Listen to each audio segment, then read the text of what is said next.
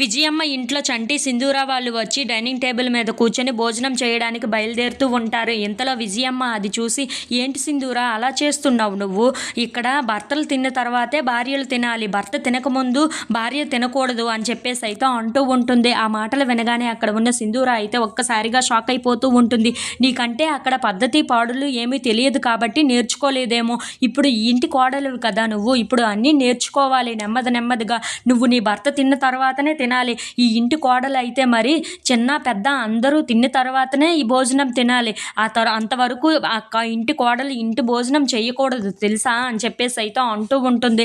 ఆ మాటలు వినగానే అక్కడ ఉన్న సింధూర అయితే ఒక్కసారిగా తన కుర్చీలో నుంచి లెగిచి నించుంటూ ఉంటుంది. ఇంతలో అక్కడ ఉన్న చంటి మాత్రం వాళ్ళ అమ్మ వైపు అలా చూస్తూ ఉంటాడు. అది చూసి అక్కడ ఉన్న విజయమ్మ మాత్రం నువ్వు తిని చంటి అని చెప్పేసి అయితే అంటూ ఉంటుంది. ఆ మాటలు వినగానే అక్కడ ఉన్న చంటి అయితే సరే అని చెప్పేసి అయితే భోజనం చేస్తూ ఉంటాడు. అలా వాళ్ళందరూ అయితే భోజనాలు చేస్తూ ఉండగా అక్కడ ఉన్న విజయమ్మ, ఏంటి సింధూర అలా నించొని చూస్తున్నావు, భోజనాలు వడ్డించు అందరికీ అని చెప్పేసి అయితే చంటికి అందరికీ భోజనాలు వడ్డిస్తూ ఉంటుంది. ఇంతలో అక్కడ ఉన్న వాళ్ళందరూ భోజనాలు తినేసి వెళ్ళిపోతూ ఉంటారు. అది చూడగానే అక్కడ ఉన్న విజయమ్మ, ఏంటి అలా చూస్తున్నావు, ఈ ప్లేట్లన్నీ తీసి పెట్టేసాయి సింధూర అని చెప్పేసి అయితే అంటూ ఉంటుంది.